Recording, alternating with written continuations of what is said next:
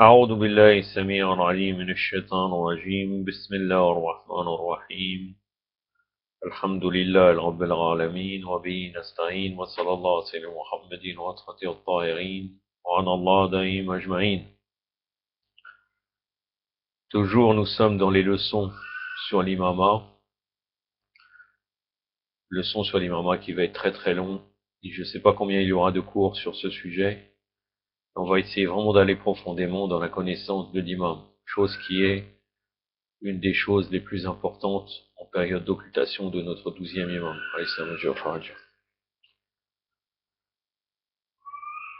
Donc là, nous arrivons, je vais vous citer 3 versets coraniques, donc je vais vous faire le commentaire. 3 versets coraniques qui nous parlent de l'imama. Le premier verset est le verset de la sourate Sajda. La sourate, donc la prosternation, de la prosternation, le verset numéro 24. Allah subhanahu wa ta'ala nous dit: et nous avons désigné parmi eux des dirigeants qui guidaient les gens par notre ordre, aussi longtemps qu'ils enduraient et croyaient fermement en nos ayats. Donc ayats, c'est les preuves évidentes, les versets, les enseignements, la révélation.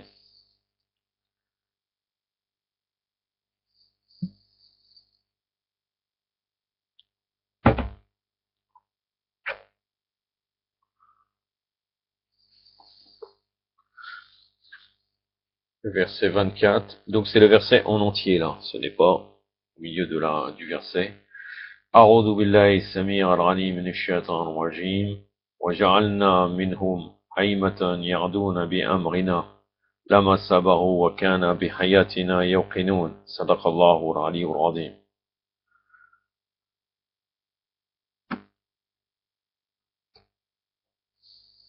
Donc,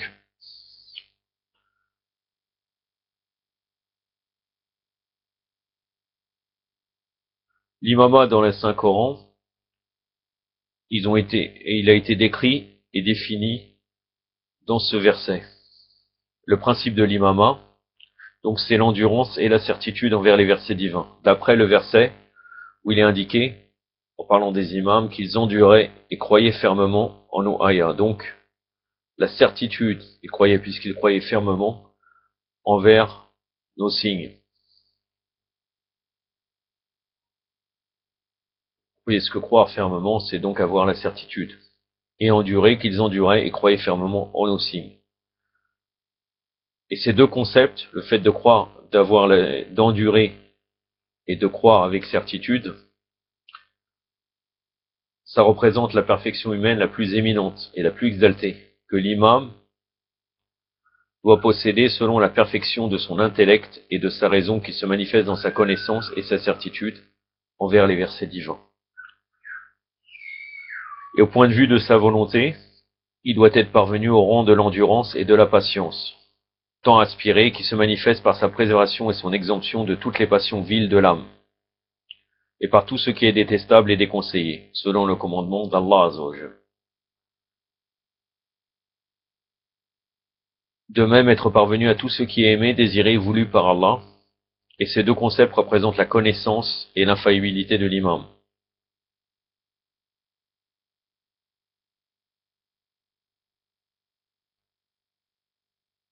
Puisqu'il se préserve, il est exempté de toutes les passions viles de l'âme. Donc ça, c'est l'infaillibilité et la connaissance, car il croit fermement au verset. Et on peut dire que les branches dérivées de l'imama se manifestent par la guidée selon le commandement divin. Puisque dans le verset, il est dit, nous avons désigné parmi eux des dirigeants qui guidaient les gens par notre ordre.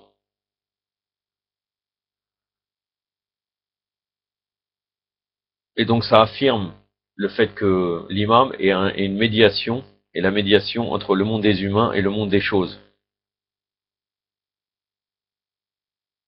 Et on pourrait dire le fait qu'il guide les gens, c'est dû à sa connaissance et à son infaillibilité de l'imam. Donc on peut dire que l'arbre pur et excellent, dont le tronc, le principe essentiel et les branches, le dérivé et les subdivisions sont ainsi apparus, ne pourra croître ni s'épanouir qu'à travers le pouvoir divin, avec l'autorisation d'Allah, bien sûr.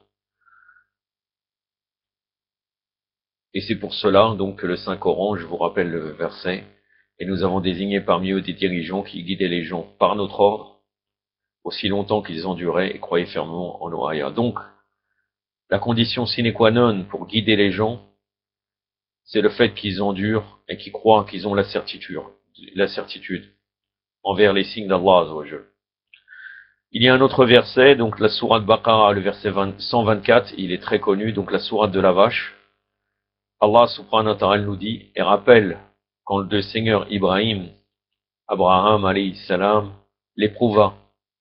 Quand Allah Azzawajal, il éprouva, donc Ibrahim, par certains commandements, et après qu'il les eut accomplis, il lui dit, en l'occurrence Allah Azzawajal, je vais faire de toi un imam à suivre pour les gens. Ibrahim dit, et parmi ma descendance, tu fais aussi des guides. Allah répondit, mon engagement ne s'applique pas aux dalimoun, donc aux polythéistes, ou aux injustes. Donc le verset 124.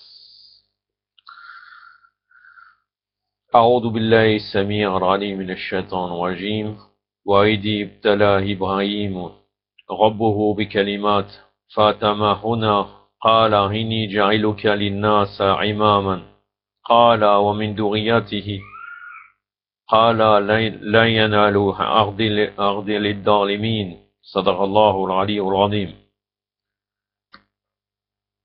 Donc c'était le verset en entier. Donc on peut voir que donc l'imama, chose qui a la position qu'Ibrahim alayhi salam, il a réussi à s'approprier, avant ça il a traversé des épreuves très difficiles. Comme par exemple lâcher son épouse, Sarah, en l'occurrence, et son fils bien-aimé. Non, Hajar, pardon. Son épouse, Hajar.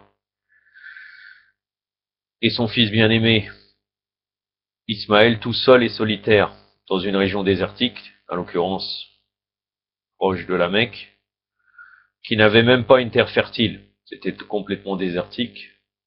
D'ailleurs, même maintenant, c'est désertique, mais après, avec toutes les constructions qui ont été faites, il y a un certain confort, chose qui n'existait pas, bien sûr, à l'époque. Et aussi, il a été éprouvé, Ibrahim alayhi salam, quand il a dû supporter de devoir sacrifier son fils Ismaël, alayhi wa abdallah salat ala Muhammad wa ali Muhammad, pour qu'Allah Azzawajal l'agrée. Et aussi sa bonne volonté, il s'est soumis totalement à Allah Azzawajal quand Nemrod lui avait préparé le châtiment des flammes, etc. Et cela, c'est après avoir été devenu prophète et messager d'Allah Azzawajal. Et donc après Allah Azzawajal, après qu'il ait traversé toutes ces épreuves, Allah lui dit, je vais faire de toi un imam à suivre pour les gens. Et comme cette grandeur et cette majesté de cette position l'intéresse tellement, bien sûr, ça l'intéresse, mais ce n'est pas pour avoir une position parmi les gens, ça l'intéresse pour atteindre des hauts degrés vis-à-vis d'Allah Azzawajal. Il sait très bien qu'Allah Azzawajal le gratifiera et que lui-même, il pourra mieux adorer Allah en atteignant ce degré. Il ne cherche pas cette position pour, par exemple, manipuler les gens, car il est un prophète infaillible. Et donc tellement ça l'a intéressé d'avoir cette position, il a demandé pour sa descendance. Et Allah Azzawajal lui répond, mon engagement ne s'applique pas aux injustes. Donc on voit bien que là, Allah Azzawajal nous confirme que l'imama est destiné seulement à celui qui possède l'infaillibilité et la chasteté immaculée. Seule cette personne-là peut atteindre cette position. Mais bien sûr, Ibrahim alayhi salam ne voulait pas parmi ses descendances, il ne voulait point l'imama pour toute sa descendance, car lui-même était infaillible. Et puisque lui-même était l'ami d'Allah ou Khalil Allah, il savait très bien que l'imama qu'il parlait de sa descendance était uniquement pour celui qui soit juste ou équitable. S'il y avait des déviés, il ne voulait pas qu'il se devienne imam. Lui, il parlait de toute sa descendance qui serait véridique et vertueuse. Donc ça incluait, sa demande incluait incluait uniquement le juste. qui de l'an passé, par exemple, aurait pu faire une injustice, mais globalement, il serait juste. Et Allah Azzawajal lui répond que cette prière n'est point valide pour celui qui aurait commis une injustice, même s'il serait globalement dans sa vie pieux.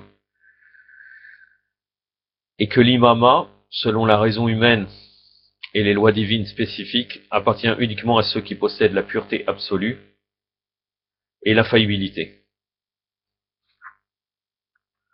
Un troisième verset qui est aussi très connu, le verset de Surat An-Nisa, le verset 59, où Allah subhanahu wa ta'ala nous dit, donc Surat les femmes, ô vous qui croyez, obéissez à Allah et obéissez aux messagers et à ceux d'entre vous qui détiennent le commandement.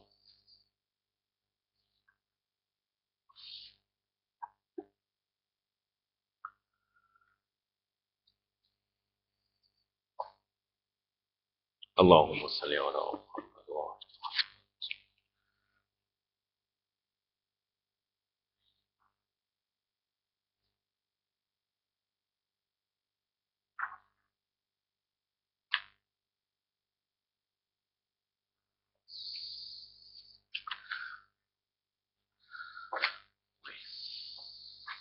le verset 59. Donc, ce n'est que le début du verset. A'udhu billahi samir al-ghalim minash shaitan rajim. Ya ayyuhalladhina amanu ati'u Allah wa ati'u rasul wa ulil amri minkum. Sadaqallahu al-aliyyul azim.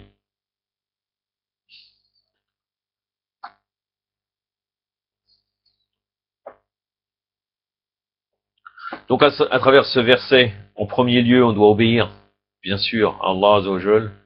Deuxièmement, au messager d'Allah.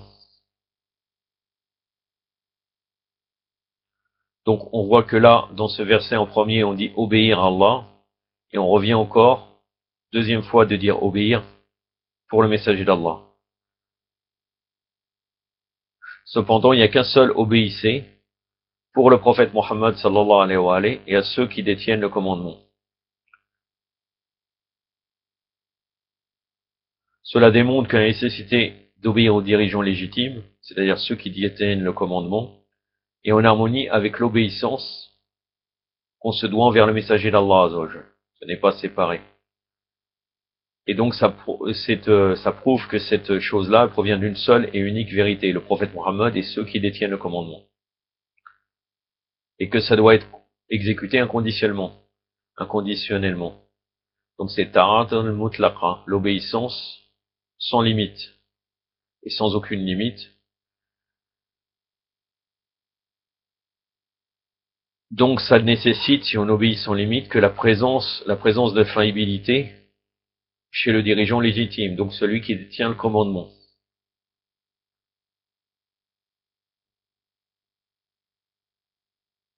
Puisque si on doit obéir à cette personne, il faut un manque de toute opposition et de tous accords dans le commandement de celui-ci envers le commandement divin. Il faut qu'il soit lié au commandement divin.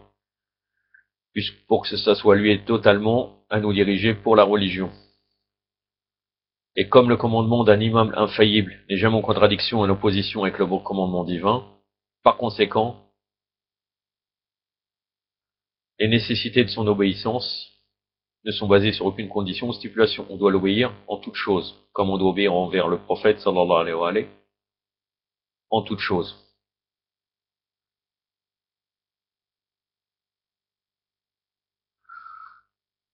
Donc l'imama est bel et bien le califat du messager d'Allah Azzawajal, afin de préserver intact la religion et le domaine de la nation. L'action d'obéir à l'imam devient donc obligatoire pour toute la Ummah, toute la communauté islamique. Et Allah Azzawajal nous dit dans Surat les abeilles, le verset 90, certes Allah, Surat al-Nahl, certes Allah commande al-adl, l'équité, ou bien l'adoration d'Allah, et l'ihsan, la bienfaisance, qui consiste à adorer Allah comme si on le voit, à être patient dans l'accomplissement des devoirs qu'il a prescrits, en suivant la sunna du prophète Mohammed. Ça, c'est une définition de l'ihsan.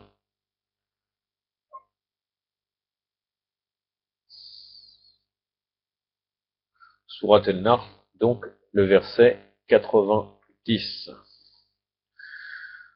أعوذ بالله السميع العليم من الشيطان الرجيم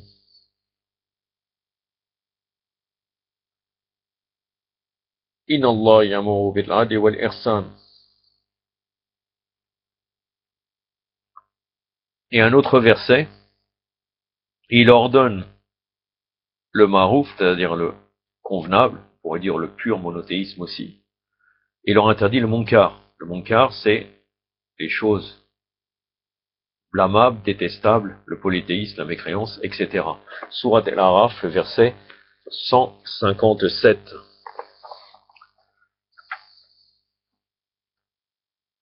C'est uniquement un extrait du verset, au milieu du verset. أعوذ بالله السميع العليم من الشيطان الرجيم يأمرهم بالمعروف وينهاهم عن المنكر صدق الله العلي العظيم. Ça, c'est le rôle des imams d'Allah et du prophète. D'Allah, des imams, d'Allah, du prophète, sallallahu alayhi wa alayhi, et des prophètes aussi, et des imams, alayhi wa sallam. Donc, par conséquent, le dirigeant légitime, celui qui détient le commandement, au cas où il ne serait pas infaillible, son obéissance nécessite donc que le commandement d'Allah soit basé sur l'injustice et le munkar, et cela démontre en ce cas que Allah réfute la justice et le marouf, c'est-à-dire le convenable, ce qui n'est point le cas. Et à travers les versets que je vous ai cités précédemment, cela confirme le contraire.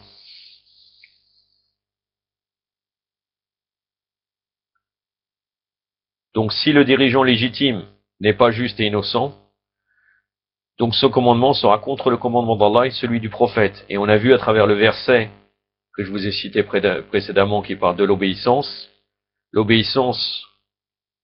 de ceux qui détiennent le commandement, il est lié à celui du messager d'Allah. Et donc dans ce cas, si le dirigeant légitime n'est pas juste, donc ordonner l'obéissance envers Allah et le prophète et ordonner l'obéissance envers leur dirigeant légitime seraient deux choses opposées l'une contre l'autre. Et apparaîtrait donc comme une chose impossible à réaliser.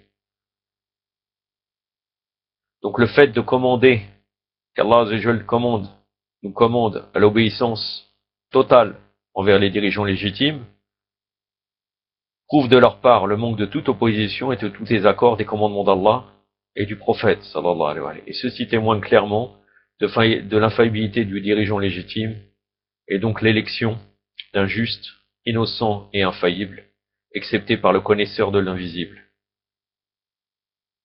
qui n'est autre qu'Allah lui-même, n'est point possible. Ça veut dire qu'il n'y a que Allah Azza wa Jal qui a élu ces gens-là, ceux qui détiennent le commandement, en l'occurrence les imams infaillibles.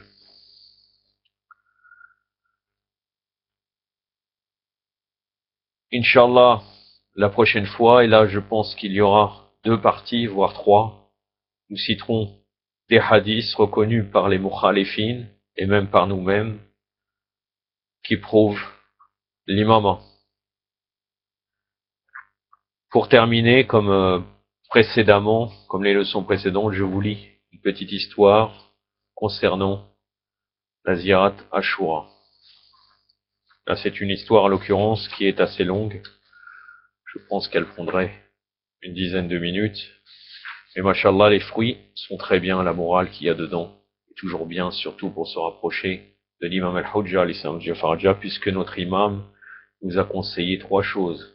La prière de la nuit, la récitation de la Ziyarat Ashura et Ziyarat Jamirat al-Kebira.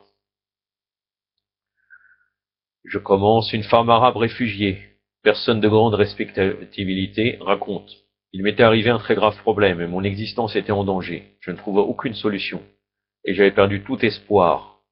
Je fis des demandes de recours par toutes les invocations, prières, oraisons qui sont mentionnées dans le Mufati al-Jinan, le Torfat al-Razawiya et dans le Makhazen En plus de cela, j'effectuais la plupart de ces demandes de recours au milieu de la nuit, à l'extérieur de la maison, sous le ciel. Finalement, c'est par une demande de recours par la Ziyarat Ashura que je pus obtenir ma demande de façon stupéfiante et miraculeuse. Voici le récit détaillé de mon histoire. J'avais un époux très respectable, d'excellente personnalité, de très bonne éducation spirituelle et aux manières louables. C'était un modèle de respect envers sa femme et son enfant. Un jour, un différend important apparut entre lui, mes frères et d'autres membres de ma famille. Le problème fut si grave qu'il en vint à me dire « Il faut que tu te sépares de ta famille et que tu rompes tout lien avec elle. » Et ceci sur un ton si grave qu'il n'était pas envisageable de désobéir à son ordre et à ses instructions. Je restais stupéfaite et désorientée, ne sachant comment couper les relations avec mes frères et ma famille. Dans le même temps, mon mari disait « Je ne me tairai pas tant que je n'aurai pas pris ma revanche. » Il m'emmena à Qom, et à Qom il disait « Je prendrai ma revanche. » Je ne savais pas quelle était son intention ni ce qu'il voulait faire. Finalement, sans prévenir ni moi ni ma famille, il quitta le pays afin de se réfugier en Allemagne ou en France. Il me fit savoir qu'il ne reviendrait pas et jurait que notre vie commune était arrivée à son terme. À tous les amis ou les relations avec lesquels il avait parlé à l'étranger, il avait dit « Je ne rentrerai pas, ma femme est libre de faire ce qu'elle veut. » Je fis toutes les prières et les invocations que mes amis et mes connaissances me conseillèrent, même les demandes de malédiction sur les ennemis de la famille du prophète, sallallahu alayhi wa alayhi. Je m'en demandais que faire seul avec mon enfant, jusqu'à ce qu'un des savants religieux me conseille de faire une demande de recours par la récitation de la Ziyarat Ashura. Il dit toute personne qui a un problème important, qu'elle fasse le vœu de réciter la Ziyarat Ashura, et si Allah veut, elle obtiendra ce qu'elle demande. Malgré le désespoir dans lequel je me trouvais, je fis le vœu de réciter la Ziyarat Ashura avec les 100 malédictions et les 100 bénédictions. Quand je commençais à la réciter, que je prononçais Assalamu alayka Aba Abdullah, j'étais tellement ému que mes membres se mettaient à trembler et mes larmes à couler sans que je puisse me contrôler. Pendant cette période, je rêvais souvent que j'étais en train de réciter la Ziyarat Ashura, et je me réveillais au moment où j'étais en prosternation. À cette époque, j'étais tellement malheureuse que je récitais 2 fois la Ziyarat Ashura dans la même journée. Un soir, je vis en rêve que je participais à une assemblée de deuil où l'on offrait des bonbons aux participants. J'en pris un et quand je l'ouvris, je vis qu'un poème était écrit à l'intérieur, dont je ne me souviens plus à présent. Puis je vis un mouchoir rouge, une compelle mélaminée, une grande coupe en forme de calendrier dans laquelle il y avait écrit Jumadat al-Ola, Jumadat al-Sani. Je me réveillais puis je racontais mon rêve par téléphone à... Là, ils nous disent pas le nom. Il l'interpréta ainsi. Vous êtes en ce moment occupé à une demande de recours pour un problème important. Et dans les mois qui ont été mentionnés, Jumadat al-Ola, Jumadat al-Sani, votre demande sera exécutée. Au moment, je continuais la récitation de la Ziyarat Ashura. Un soir, je vis en rêve que je sortais de la salle de bain. Cependant, une saleté se trouvait encore sur mon dos. Je retournai à la salle de bain et n'en sortis qu'après une toilette méticuleuse, de sorte que l'endroit qui était auparavant sale fut enfin propre. Je racontai mon rêve à la même personne. Il dit, votre vœu a été agréé. Et par cette deuxième toilette vous est sorti des problèmes. Votre demande de recours a eu un effet miraculeux. Le 20e jour, je récitais donc 2 fois la Ziyarat Ashura avec le Dua al-Qameh et la prière de la Ziyara. Puis j'allais sur la tombe de défunt Ayatollah Hajj, Sayyid Mortaza, et je donnais au gardien de l'argent, afin qu'il fasse réciter un rosé, c'est-à-dire un majlis raza, donc une assemblée de deuil, et qu'il l'offre pour la paix de l'âme de Ayatollah Mortaza. Puis je rentrai à la maison. Je vis en rêve que je marchais sur une avenue. J'avais acquis une grande personnalité, resplendissante de beauté, entièrement couverte par le voile islamique. J'avais en main un long chapelet de couleur verte. Devant moi se trouvait un Sayyid imposant à la grande stature. Lorsque j'arrivai à sa hauteur, il se tourna vers moi et me dit en souriant, « Dieu vous a fait parvenir à votre but. » Puis je montai avec lui dans une voiture. Je ne racontais ce rêve à personne. Je me levai et terminai la récitation de la Ziyarat Ashura. La nuit de vendredi à 1h30, la sonnerie du téléphone retentit. Je pris le combiné, une voix familière parvint à mon oreille, mais je ne reconnaissais pas tout à fait. On me dit, « Je suis un tel. » Je m'exclamai, « Que dites-vous? Où es-tu » Il répondit, « Maintenant, je suis à Isfahan. » Je demandai, « Pourquoi n'es-tu pas venu à la maison ?» Il dit, « Je vais venir, mais pour t'éviter un choc, j'ai préféré te prévenir avant d'arriver. » Je répondis, « Bienvenue, bienvenue. » Maintenant que je suis en train d'écrire cet épisode et que je me rappelle ce moment où le téléphone a sonné, ma main est prise de tremblement et je me trouve dans un état impossible à décrire. Cette histoire est bien trop extraordinaire pour pouvoir la raconter par écrit sur ces feuilles. Au moment où j'écris ces lignes, mon époux se trouve auprès de moi dans notre maison. J'ai du mal à y croire tant que j'avais désespéré de le revoir. Et j'ai du mal à croire qu'aujourd'hui la vie commune a repris son cours. Et que je suis en train de raconter le prodige de la demande de recours par la Ziyarat Ashura. Les gens viennent régulièrement à la maison et me demandent: qu'as-tu fait pour que ton époux revienne? Point important, j'ai demandé à mon mari: comment se fait-il que toi, un homme de parole, tu dises je ne reviendrai pas? Que s'est-il donc passé pour que tu reviennes? Il répondit: j'étais dans un tel état d'aversion que l'idée de revenir à Ispahan ne trouvait pas voie dans mon esprit, et cela à un point tel que je ne peux le décrire. À peu près à cette même époque, qui correspond au premier jour de récitation de la Ziyarat Ashura, je me suis senti tellement perturbé et malheureux qu'aucune pensée m'arrivait à me calmer. J'eus l'idée alors de partir en France, mais mon état empira. Puis je pensais à partir en Turquie, mon état allait encore plus mal. Mais lorsque je pensais à Ispahan, je me calmais et cet état des choses me força à rentrer.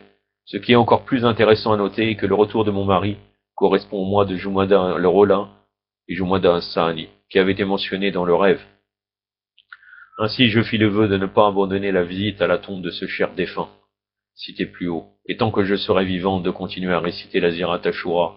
Je conseille aux croyants et aux croyantes de jamais désespérer de la miséricorde d'Allah et de la grâce des Ahlul Bayt, et par cette demande de recours qui est l'élixir suprême de se placer dans la toute bienveillance divine, que la salut soit sur vous. Allahumma salli ala Muhammad wa ali Muhammad wa ala jal faraja Muhammad.